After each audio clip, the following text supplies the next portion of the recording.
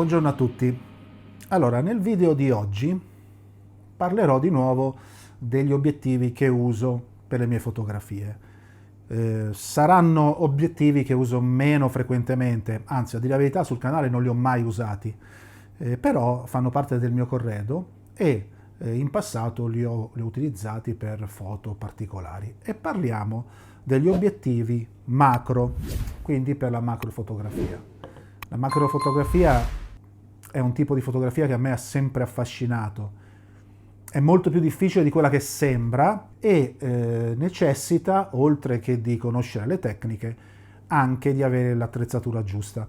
E per cui non è solamente una questione di macchina, di obiettivi, ma è una questione anche di luce, di illuminazione, di cavalletti, di piani di messa a fuoco, di soggetti, eccetera, eccetera, eccetera. Chiaramente oggi non andremo in tutti questi dettagli, però essendo io un appassionato di fotografia di paesaggio, la fotografia macro per me è un po' più semplice. Quello che io voglio fare è fondamentalmente, a parte durante il lockdown che mi sono cimentato in fotografare qualunque cosa in casa, però principalmente è quella di fotografare insetti, fiori, tutto ciò che necessita di una messa a fuoco molto ravvicinata e quindi di un ingrandimento anche particolare. In questo contesto quello che è importante nella fotografia macro quando si esce è quella di avere intanto una distanza di lavoro sufficiente, perché ci sono dei soggetti tipo gli insetti, tipo gli uccelli, che necessitano di un'ampia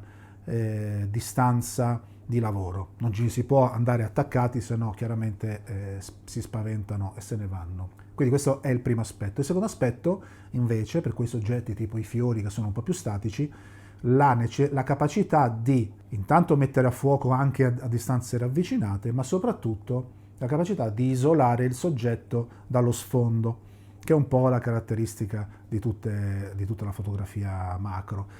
Quindi di avere una profondità di campo molto bassa, quindi mettere a fuoco solo il soggetto e non il resto, anche perché quando siamo fuori potrebbe distrarre lo sfondo rispetto al soggetto, appunto. E quindi di cosa abbiamo bisogno per fare questo? Oltre a un cavalletto che sia sufficientemente snodato per consentirci di mettere la fotocamera nella giusta posizione per fotografare il soggetto, abbiamo bisogno di obiettivi che siano in grado di farlo.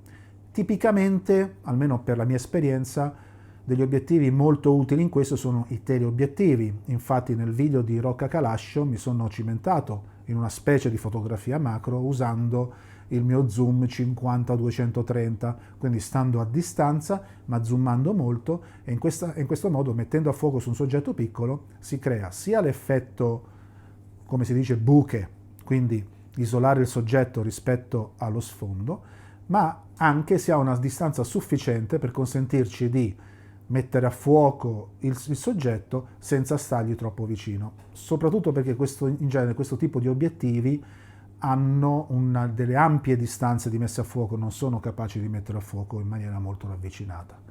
Un'altra soluzione è quella di dotarsi di obiettivi specifici per la macrofotografia. Per cui ad un certo punto ho pensato di comprare questo obiettivo qui, che è un Fujifilm 60 mm f2.4 macro, un obiettivo molto piccolo, quindi l'idea era quella di portarlo sempre con me. Pesa 220 grammi, quindi non è un grande peso da portare in giro, in più è molto compatto, e quindi quello che mi è piaciuto di questo obiettivo è stato proprio questa cosa qui, cioè la sua compattezza, la sua leggerezza, e quindi è un obiettivo che io ho sempre con me nelle stagioni giuste, quindi in primavera soprattutto e in estate, dove si possono incontrare soggetti che vale la pena fotografare. Questo è un obiettivo che è sempre utile avere al seguito. Innanzitutto questo obiettivo ha un diametro molto piccolo, 39 mm, ha una lente frontale molto indietro rispetto al bordo, quindi contrariamente a quello che faccio di solito non è necessario apporre un filtro protettivo per proteggerlo dagli urti e quant'altro. Ha una messa a fuoco minima molto ravvicinata, perché parliamo di 26 cm, quindi posso avvicinarmi molto al soggetto e ha un rapporto di ingrandimento di 0,5. Quindi un soggetto che è 1 centimetro nella fotografia verrà di mezzo centimetro. Spero che sia così, di non aver detto fesserie perché non sono espertissimo in materia. Ha la sua ghiera delle aperture. Come detto, l'apertura massima, cioè quella più aperta è 2,4, quindi è abbastanza luminoso, arriva fino a f22. Quindi è un ottimo obiettivo, sebbene sia uno dei primi che è stato fatto dalla Fuji, è del 2012, ha un motore che non è ultrasonico, quindi è molto rumoroso ed è anche un po' lento nella messa a fuoco. Diciamo che nella fotografia macro si usa quasi sempre la messa a fuoco manuale, ha la sua ghiera di messa a fuoco che è molto fluida ed è molto precisa, mentre la ghiera per i diaframmi ha i vari scatti per selezionare l'apertura del diaframma giusto, ed è un obiettivo che ho usato per fare delle foto che mi hanno molto soddisfatto.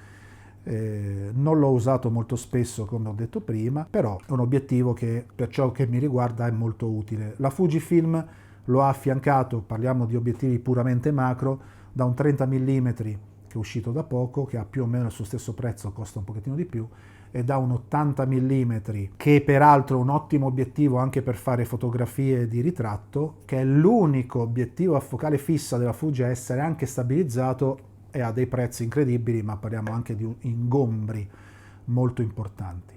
Ha il suo paraluce, che è l'unico che io sappia della Fuji fatto in metallo, e quindi una volta montato assume già questo obiettivo una forma già più imponente, e peraltro l'obiettivo in metallo aiuta anche ad evitare che avvicinandosi troppo al soggetto si vada a picchiare con la lente frontale contro il soggetto. Quindi diciamo che dal mio punto di vista è un obiettivo molto utile che consiglio a tutti. Io l'ho preso usato, l'ho pagato pochissimo, non è un obiettivo per cui la gente va matta, e quindi secondo me si possono trovare ottimi affari su questo obiettivo qui. Quest'altro obiettivo invece è stato più che altro uno sfizio che mi sono tolto durante il lockdown. È un obiettivo, come possiamo dire, vintage, è un vecchio obiettivo della Ricoh con montatura Pentax, è anch'esso un obiettivo macro ed è un 105 mm f2.8. Anch'esso ha la ghiera per la messa a fuoco, peraltro mettendo a fuoco questo obiettivo si allunga, mentre questo obiettivo qui ha nel mettere a fuoco non si allunga, per cui ha una messa a fuoco interna. È un obiettivo che è talmente ben definito che all'epoca veniva usato, parliamo di tanti anni fa, per fare le foto ai denti.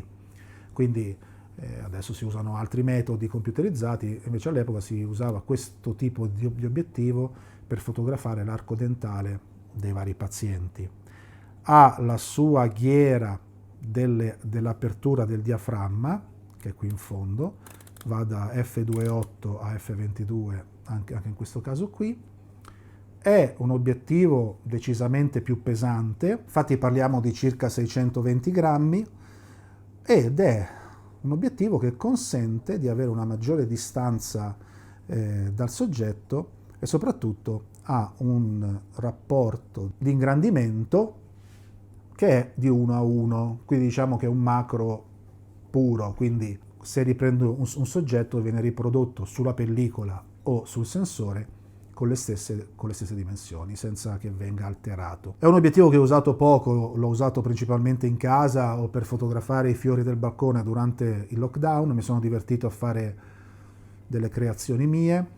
Ha una messa a fuoco esclusivamente manuale, quindi chiaramente non ha l'autofocus, soprattutto per le fotocamere Fuji che sono abbastanza moderne, sono uscite da pochi anni, e necessita di uno di questi adattatori qui che si comprano ovunque, su Amazon o su negozi specializzati di fotografia. Io ho preso questo qui della marca Novoflex, che è un adattatore che ha anche la funzione di tenere tutto aperto il diaframma, o di chiuderlo del tutto, Questo serve soprattutto per quegli obiettivi che non hanno la possibilità di avere la ghiera dei diaframmi, e quindi si può adattare alle macchine Fuji anche quegli obiettivi che non hanno la ghiera di apertura dei diaframmi, però ce ne sono tanti altri anche più economici. Quindi, come sempre, al termine di questo video ci sarà qualche esempio di fotografia macro che ho scattato a suo tempo per ciascun obiettivo. Fatemi sapere se vi piacciono. Alcune sono molto sperimentali, sono proprio state degli esperimenti. Spero che questo video vi sia piaciuto, vi sia interessato, vi abbia dato degli spunti. Se vi piace quello che faccio, iscrivetevi al canale. Se vi è piaciuto questo video potete mettere un like, mi fa molto piacere, oppure commentate, oppure fatemi sapere se ho detto delle inesattezze, e ci vediamo alla prossima volta. Buona giornata!